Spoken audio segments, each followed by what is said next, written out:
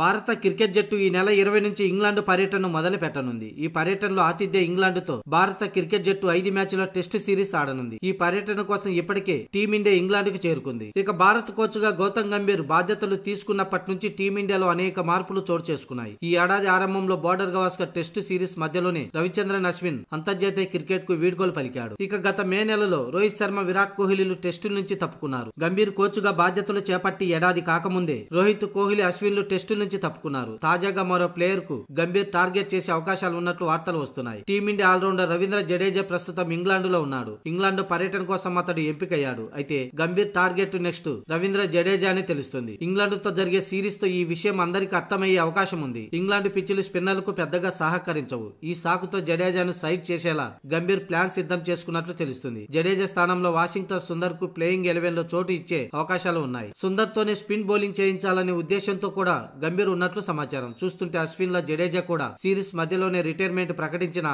ఆశ్చర్యపోనక్కర్లేదు. జడేజా ఇప్పటికే అంతర్జాతీయ టీ20లకు వీడ్కోలు పలికిన విషయం తెలిసిందే. అయితే ప్రస్తుతం జడేజా టెస్టు ఆల్రౌండ్ ర్యాంకింగ్స్ లో నెంబర్ 1 గా ఉన్నాడు. ఇక బౌలర్ల ర్యాంకింగ్స్ లో 10వ స్థానంలో ఉన్నాడు. టీమిండియా విజయాల్లో జడేజా కీలక పాత్ర పోషిస్తున్నాడు. లోయర్ ఆర్డర్ లో పరుగులు సాధిస్తూ జట్టుకు అవసరమైనప్పుడల్లా వికెట్లు తీస్తున్నాడు. అటువంటి జడేజాను పక్కన పెట్టేందుకు గంభీర్ పావులు చకచకా కదుపుతుండడం విశేషం.